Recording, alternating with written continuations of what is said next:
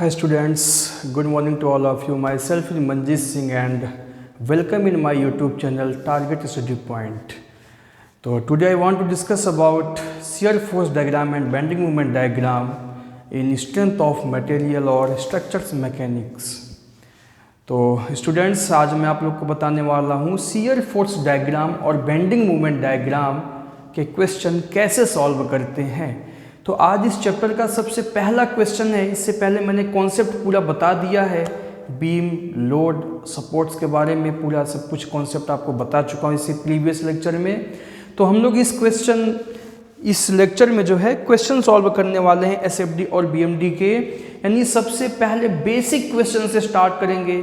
जो सबसे पहला क्वेश्चन सबसे इजी क्वेश्चन होगा। तो आज हम स्टार्ट करते हैं सिंपली सपोर्टेड बीम का क्वेश्चन जिस पे पॉइंट लोड एक्ट करता हो। तो क्वेश्चन लिखते हैं सबसे पहले।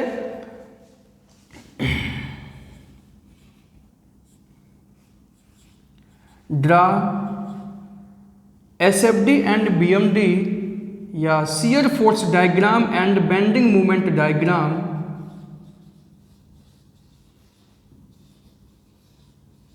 इसको शॉर्ट फॉर्म में क्या बोलते हैं, SFD, shear force diagram and bending movement diagram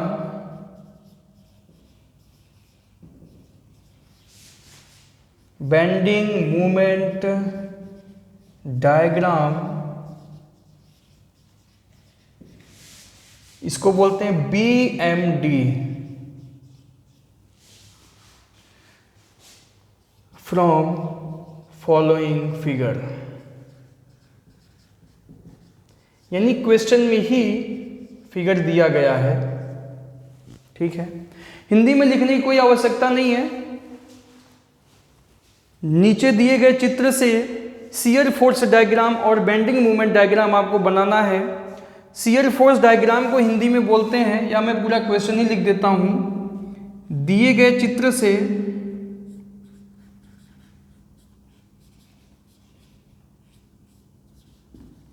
shear force diagram को बोलते हैं कर्तन बल आरेख।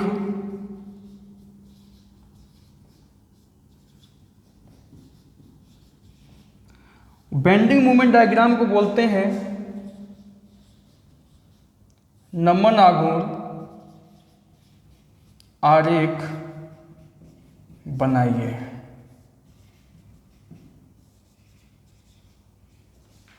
ठीक है स्टूडेंट, तो ये हो गया आपका क्वेश्चन। और इस क्वेश्चन में फिगर हम लोग बना लेते हैं। मान लीजिए फिगर एक एज्यूम कर लेते हैं क्वेश्चन को। तो जैसा मैंने आपको बोला कि सिंपली सपोर्टेड बीम का क्वेश्चन हम लोग सॉल्व करेंगे।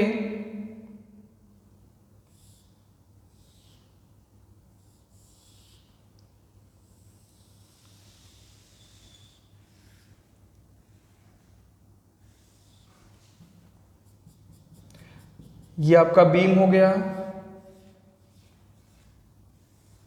एक तरफ सिंपल सपोर्ट है, दूसरी साइड रोलर सपोर्ट है। ये पॉइंट ए है, दिस इज पॉइंट बी। यहां पे लोड लगा हुआ है आपका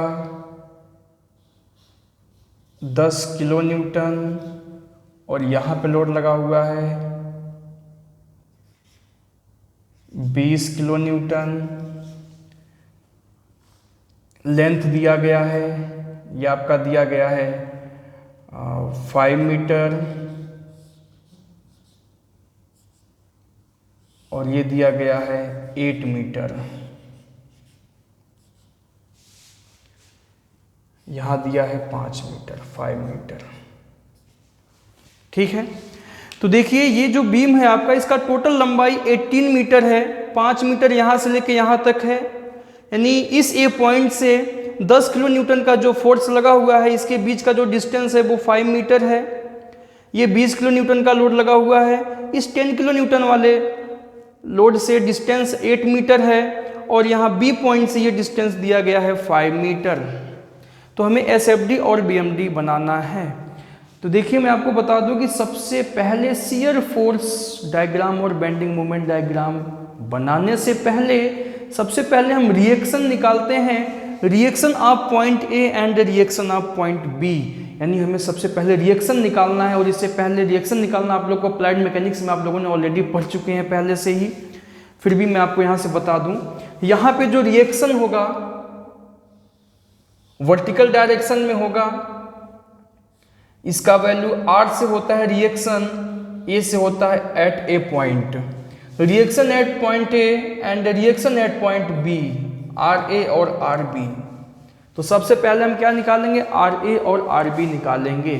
RA RB निकालने के लिए सबसे अच्छा तरीका मैं आपको बता दूं क्या है, इस पूरे बीम पे क्या करेंगे, sigma V is equal to 0, यानी इस बीम पे जितने भी वर्टिकल लोड लगा हुआ है उनका सम 0 के बराबर होता है। इक्विलिब्रियम सिस्टम में आप जानते हैं कि किसी भी बीम पे जितना भी टोटल वर्टिकल लोड होता है वो क्या होगा, 0 होगा, या उसका जो मूवमेंट होगा वो 0 होगा, या हॉरिजॉन्टल फोर्स 0 होगा, तभी तो वो बीम आपका इक्विलिब्रियम में आएगा। तो इक्विलिब्रियम में ही ये सारे क्वेश्चंस आपको दिए जाएंगे। यानी हम कह सकते हैं कि इस बीम पे जितना भी टोटल ऊपर से लोड लग रहा है और नीचे जो रिएक्शन लगा हुआ है वो reaction of reaction is equal to sum of external load, यानी ऊपर से जितना भी लोड लगा हुआ है वो किसके बराबर होगा, जितना भी नीचे से रिएक्शन आपका उत्पन्न होता है, जितना जनरेट हो रहा है नीचे से। तो sigma V is equal to 0 का मतलब होता है कि इसका पूरा योग 0 के बराबर है। तो आप कैसे सॉल्व करेंगे, RA plus RB is equal to 10 kilo newton plus 20 kilo newton, या आप ऐसे कह सकते हैं। सिंपल सा तरीका समझने का क्या है, देखिए मेरा कॉन्सेप्ट समझिए आप, ऊपर के डायरेक्शन में जितने भी फोर्स लगेंगे उसको आप प्लस में ले लेंगे, और नीचे के डायरेक्शन में जितने भी फोर्स लगे हुए हैं उनको आप माइनस में ले लेंगे। ये कॉन्सेप्ट आप याद रखेंगे, बहुत काम आने वाला है आपके। अगर हम sigma V is equal to 0 करने जा रहे हैं तो कैसे निकलेंगे, वर्टिकल के ऊपर के डायरेक्शन में जितने भी फोर्स लगे हुए हैं उसको आप प्लस में ले लेंगे, और नीचे के डायरेक्शन में जितने भी फोर्स लगे हैं उसको आप माइनस में ले लेंगे। तो यहाँ RA और RB का डायरेक्शन देखिए आप ऊपर की तरफ है, तो इन दोनों को प्लस में ले लेंगे। तो क्या हो जाएगा आपका RA प्लस RB माइनस ये 10 किलो न्यूटन और 20 किलो न्यूटन का जो लोड लगा हुआ है वो इनका डायरेक्शन नीचे की तरफ है, यानी जो एरो जो तीर बना हुआ है वो नीचे की तरफ है। तो -10 - 20 इज इक्वल टू 0। तो ये हो जाएगा आपका RA plus RB minus -10 - 20 - 30 is equal to 0। RA plus RB is equal to 30 kilo newton. This is equation number first. समझ में आया स्टूडेंट आप लोगों को, यानी मैंने क्या किया कि ऊपर के डायरेक्शन में जितने भी फोर्स लगे हुए हैं उनको मैंने प्लस में ले लिया, और नीचे के डायरेक्शन में जितने भी फोर्स लगे हुए हैं उनको मैंने माइनस में ले लिया। इस प्रकार हमें एक इक्वेशन बन गया RA plus RB is equal to 30 kilo newton. अब आप क्या काम करेंगे, sigma V is equal to 0 करने के बाद sigma M is equal to 0। यहाँ पे कैसे करेंगे, जो भी आपका फोर्स या जो भी मूवमेंट आपका कैसा हो, क्लॉकवाइज हो। अगर आपका क्लॉकवाइज है तो उसको आप माइनस में लीजिए, और एंटी क्लॉकवाइज है तो उसे आप प्लस में लीजिए। तो ये एंटी क्लॉकवाइज है, इसे आप कैसे लेंगे, प्लस में लेंगे, और क्लॉकवाइज रोटेट करता है तो आप उसे माइनस में लेंगे। देखिए मूवमेंट का फॉर्मूला होता है फोर्स इनटू परपेंडिकुलर डिस्टेंस, यानी जब मूवमेंट लेंगे जिस भी पॉइंट पे आप मूवमेंट लेंगे तो फोर्स इनटू उस पॉइंट तक का परपेंडिकुलर डिस्टेंस ले लेंगे। तो यहाँ पर मूवमेंट आप कहाँ पे लेंगे, मूवमेंट हमेशा लेते हैं जहाँ पे सपोर्ट लगा होता है, क्योंकि सपोर्ट पे बेंडिंग मूवमेंट क्या होता है, 0 होता है। तो यहाँ पर आप या तो A पॉइंट पे मूवमेंट ले सकते हैं और या तो B पॉइंट पे मूवमेंट लेंगे। याद रखेंगे कि आप या तो मूवमेंट A पॉइंट पे लेंगे या तो मूवमेंट B पॉइंट पे लेंगे। चलिए मैं लिख देता हूँ यहाँ पर मूवमेंट एट पॉइंट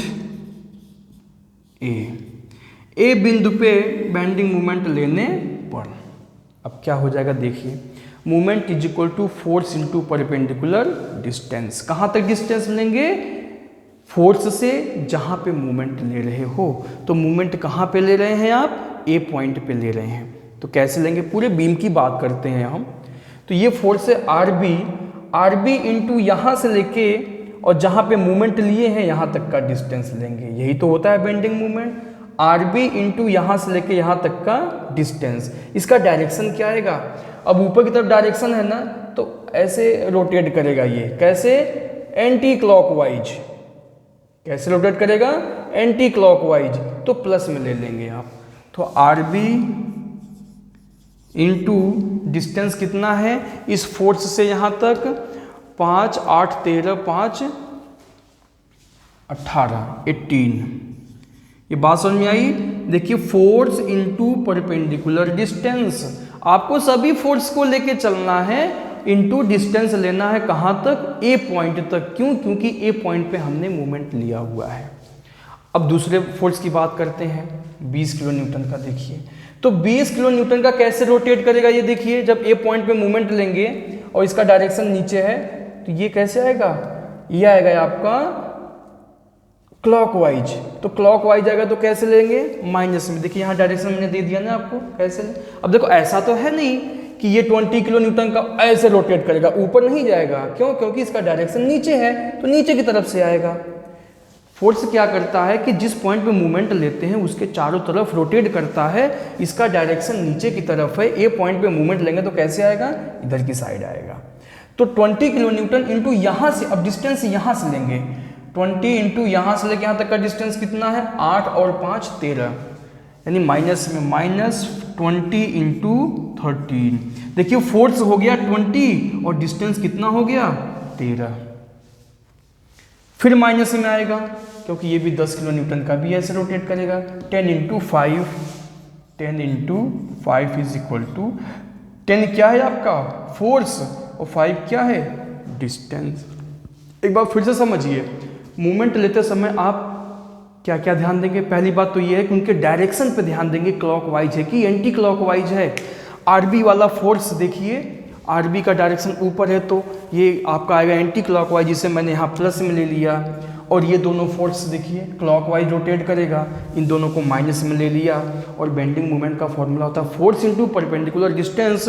तो आरबी इंटू डिस्टेंस 18। जब आरबी लेंगे तो यहाँ से लेके यहाँ तक का डिस्टेंस लेंगे क्योंकि ए पॉइंट पे मूवमेंट लिए हैं। जब 20 लेंगे तो 20 से लेके यहाँ तक का डिस्टेंस लेंगे। जब 10 किलो न्यूटन लेंगे तो यहाँ से लेके यहाँ तक का डिस्टेंस, यानी जो फोर्स है वहीं से डिस्टेंस लेते हैं जिस पॉइंट पे मूवमेंट लिए हुए हैं। इसे सॉल्व कर लेंगे, क्या हो जाएगा? 18 RB माइनस, कैलकुलेटर से हम आपके सामने ही सॉल्व करेंगे, 20 into 13, 10 into 5, 310 is equal to 0। 18 RB is equal to 310, RB is equal to 310 divide by 18, RB is equal to 310 divide by 18 कर दीजिए तो आ जाएगा 17.22 किलो न्यूटन।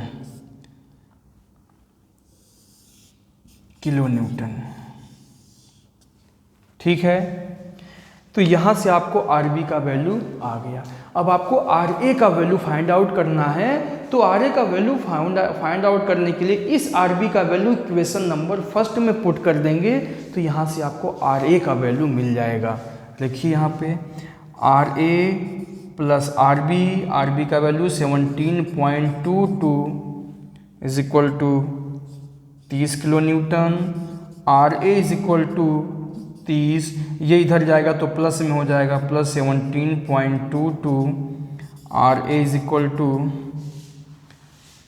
प्लस 30, तो 47.22 आ गया आपका। ये आपको बात समझ में आई? तो यहाँ से हमें RA और RB का वैल्यू मिल गया। इतना सबको समझ में आ गया होगा अच्छे से। अब हम क्या काम करेंगे? शियर फोर्स डायग्राम और बेंडिंग मूवमेंट डायग्राम बनाएंगे। इसके लिए क्या काम करते हैं? चलिए पहले शियर फोर्स की डायग्राम बनाते हैं। SFD shear force diagram. Shear force क्या होता है? शियर का मतलब होता है कटना। क्या होता है? कटना। यानी हम ये निकालेंगे इस बीम के हर एक पॉइंट पे और हर एक डिस्टेंस में कितना शियर लोड लगा हुआ है। ध्यान देना, जब भी हम शियर फोर्स एसएफडी निकालते हैं तो यही कॉन्सेप्ट यहाँ पर भी आएगा। देखिए, इसको आप भूल जाइए। अब यहाँ पे मैंने कैसे सॉल्व किया, एक बार sigma v is equal to 0 करके सॉल्व किया, फिर sigma m is equal to 0 करके मैंने सॉल्व किया। आर ए और आर बी का वैल्यू यहाँ से निकल गया। अब हम S F D B M D की तरफ चलेंगे। इसका यूज क्या होगा? केवल आर ए और आर बी का वैल्यू वहाँ यूज करेंगे। अब न्यू कॉन्सेप्ट को समझिए आप। नया कॉन्सेप्ट जो है आपका, ये तो आपने प्रीवियस क्लास में आपने ऑलरेडी पढ़ चुके हैं पहले से कि रिएक्शन कैसे निकालते हैं। तो रिएक्शन का कॉन्सेप्ट अलग रखिए और S F D B M D का कॉन्सेप्ट अलग रखिए। आप थोड़ा सा चेंज करके है। शियर फोर्स की बात कर रहे हैं आप। जब शियर फोर्स में यहाँ कैसे करेंगे, ऊपर के डायरेक्शन में कोई भी फोर्स लगा है प्लस में लेके चलेंगे, और नीचे के डायरेक्शन में कोई भी फोर्स लगा हुआ है उसे माइनस में लेके चलेंगे। ध्यान देना, शियर फोर्स डायग्राम जब भी आप बनाएंगे, इनका वैल्यू निकालेंगे तो पॉइंट में भी निकालेंगे और डिस्टेंस में भी निकालेंगे। ये ध्यान देंगे आप। ये मान लीजिए point C and point D है। यानी हमें क्या निकालना है? देखिए, निकालना है हमेशा हम एक चीज़ और काम करेंगे, हमेशा राइट साइड से स्टार्ट करेंगे सॉल्व करते हुए, लेफ्ट साइड की तरफ हमेशा आएंगे। हमेशा ध्यान देगा, आप लेफ्ट साइड से भी स्टार्ट करते हैं बट वहाँ का कॉन्सेप्ट कुछ अलग हो जाएगा। तो हम ऐसा नहीं कह सकते हैं कि हमेशा राइट साइड से ही आप सॉल्व करेंगे, लेफ्ट से नहीं कर सकते। इधर से भी हम उधर की तरफ जा सकते हैं बट हम ऐसा नहीं करेंगे। हम केवल एक ही कॉन्सेप्ट अपने पास रखेंगे जिससे हमें कन्फ्यूज़न ना हो। तो अब हमें करना क्या है कि निकालना है बी पॉइंट पे कितना शियर लोड लगा हुआ है, फिर बी डी डिस्टेंस में कितना लगा हुआ है, फिर डी पॉइंट पे कितना लगा हुआ है, फिर डी सी डिस्टेंस में कितना लगा हुआ है, फिर सी पॉइंट पे कितना लगा हुआ है, फिर सी ए डिस्टेंस में कितना लगा हुआ है, और फिर ए पॉइंट पे कितना लगा हुआ है। बात समझ में आई? पॉइंट और डिस्टेंस हमें दोनों लेके चलना है। तो शियर फोर्स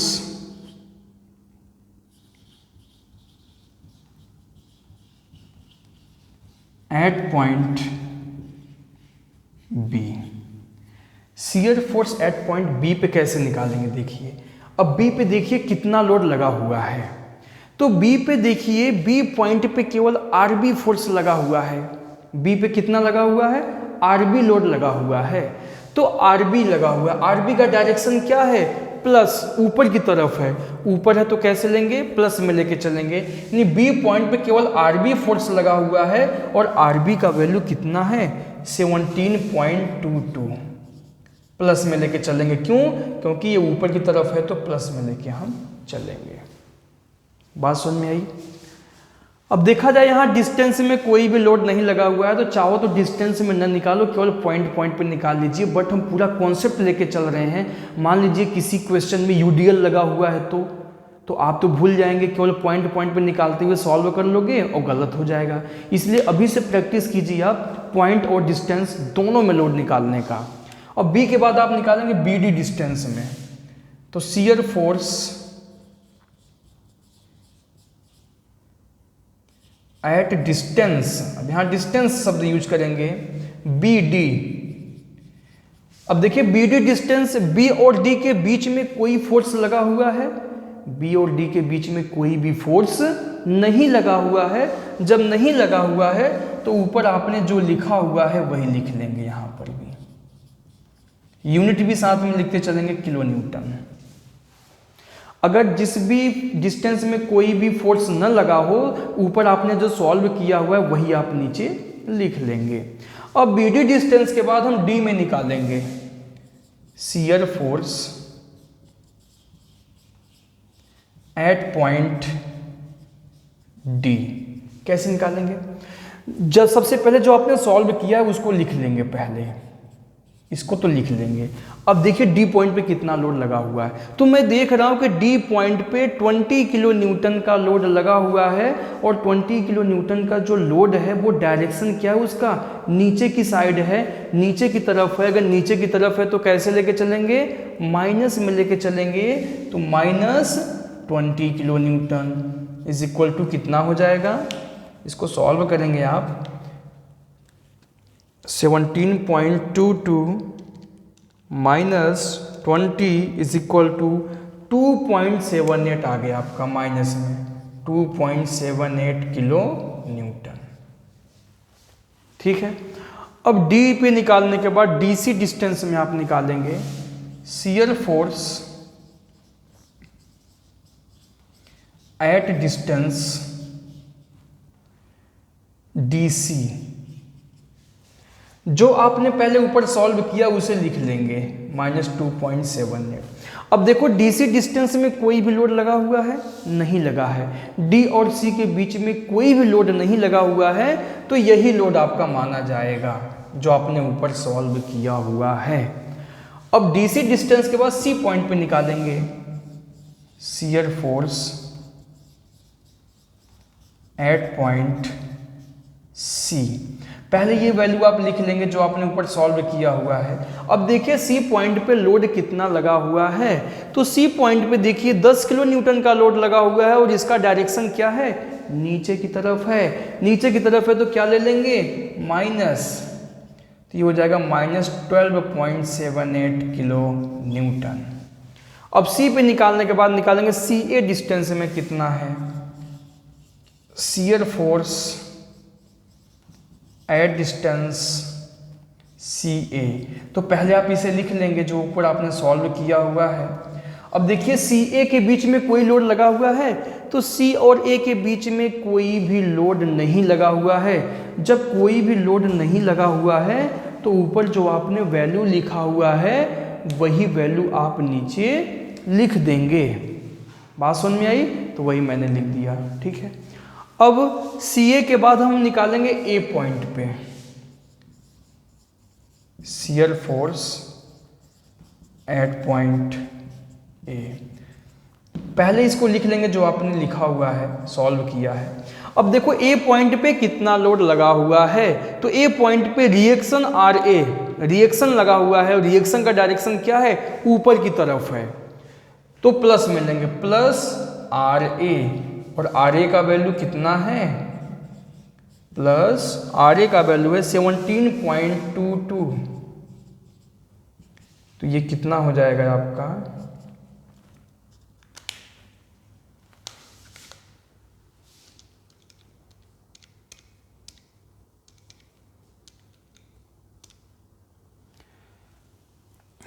.44 आपका ये आ गया।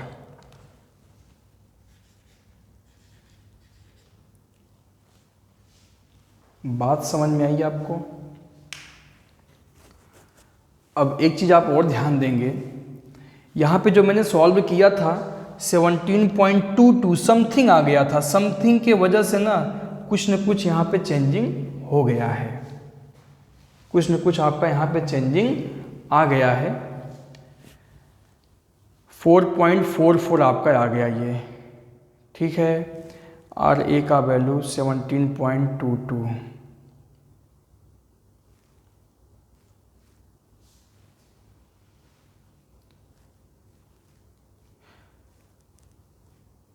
आर ए का वैल्यू आपका ये है 47.22 है।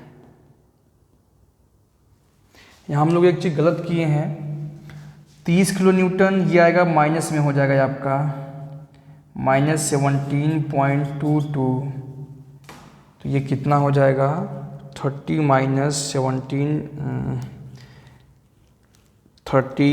-17.22 12.78 आ गया, यानी आर ए का वैल्यू ये है 12.78।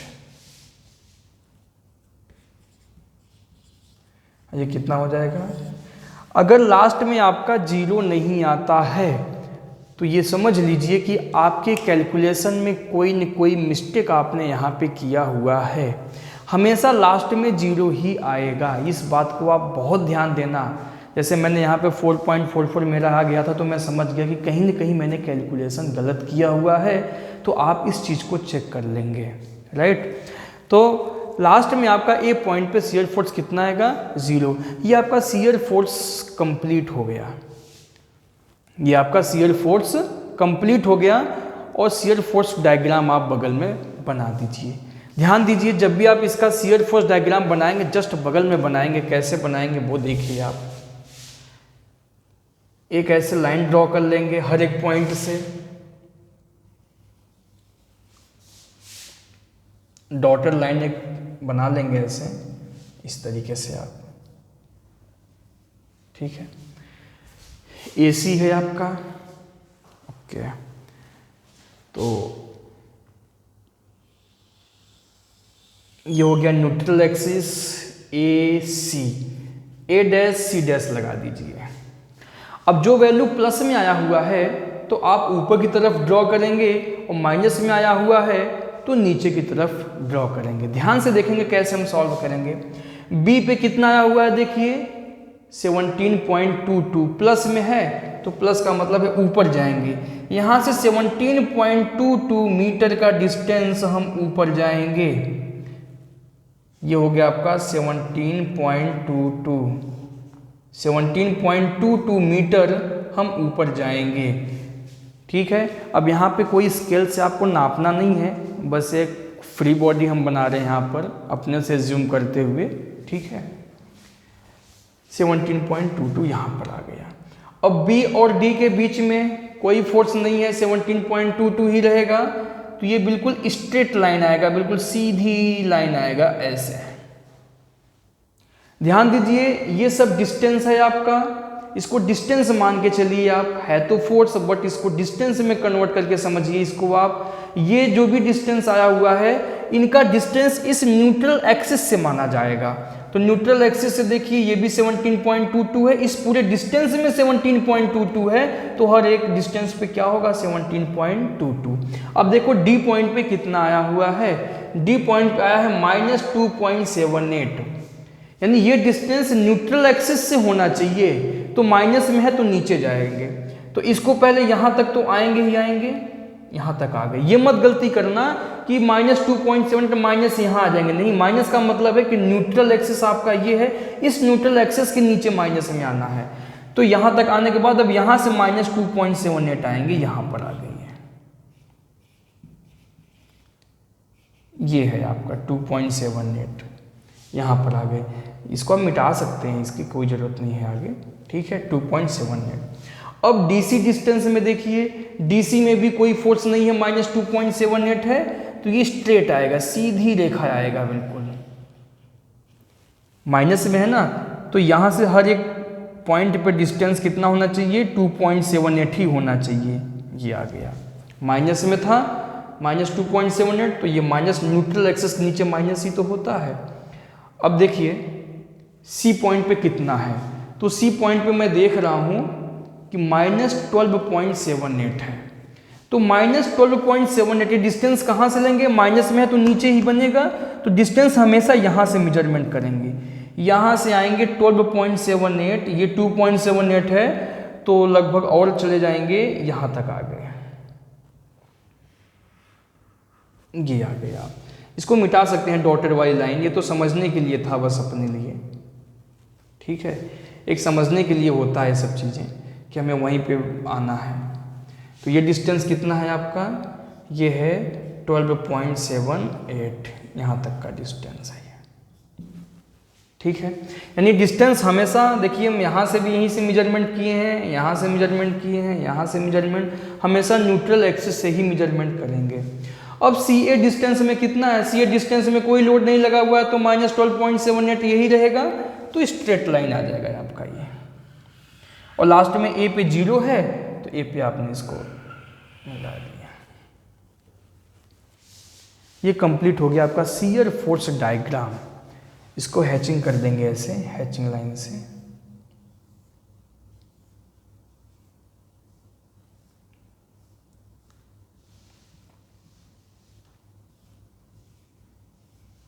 मैं समझता हूँ कि आपको बहुत अच्छे से समझ में आ गया होगा।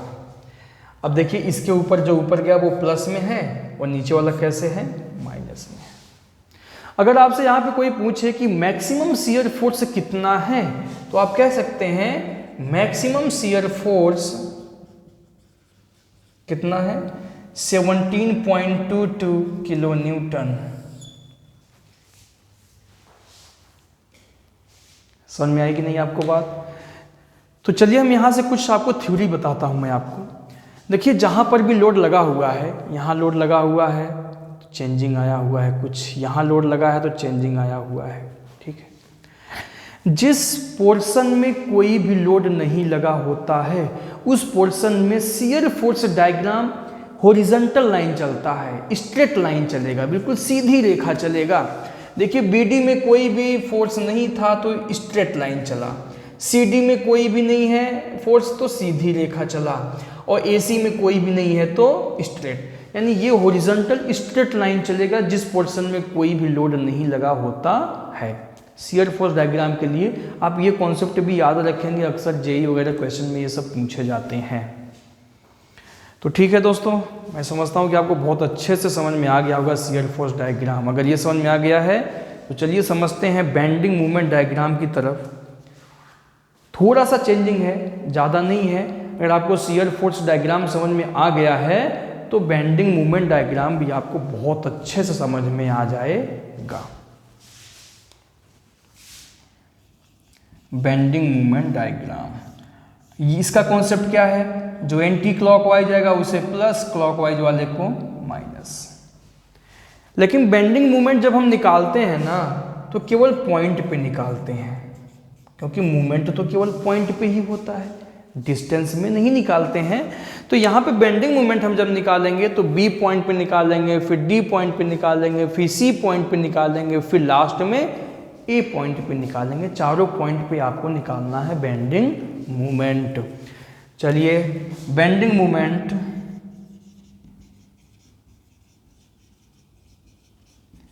एट पॉइंट बी से स्टार्ट करते हैं।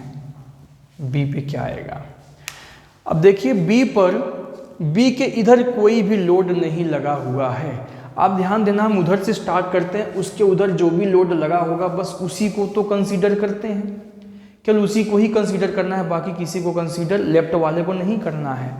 तो बी पर देखिए इसके इधर कोई भी फोर्स नहीं लगा हुआ है तो बी पे क्या हो जाएगा, जीरो। और वैसे भी मैंने आपको बताया हुआ है कि सपोर्ट पे जो भी मूवमेंट होता है वो क्या होता है, जीरो होता है। तो ए पॉइंट पे भी जीरो होगा और बी पॉइंट पे भी जीरो होगा। तो दो पॉइंट पे तो हमें निकालने की कोई आवश्यकता है ही नहीं, हमें केवल सी और डी पॉइंट पे ही तो निकालना है। बट आप यहाँ पे सब कुछ दिखा दीजिए। तो बी पॉइंट पे देखिए केवल आरबी फोर्स लगा हुआ है, और आरबी फोर्स का जो डिस्टेंस है बी पॉइंट पे वो क्या है, जीरो है, तो जीरो हो जाएगा। R B into zero is equal to zero. B point पे और भी कोई लोड नहीं लगा हुआ है, बी के उधर कोई भी फोर्स नहीं है, बी पॉइंट पे केवल आर बी फोर्स है। और किसी भी पॉइंट पे जिस पे आप मूवमेंट लेते हैं उस पर कोई फोर्स लगा हुआ है तो वो फोर्स, उसका बेंडिंग मूवमेंट क्या हो जाएगा, जीरो हो जाता है, क्योंकि परपेंडिकुलर डिस्टेंस उसका जीरो है। अब डी पॉइंट पे निकालते हैं बेंडिंग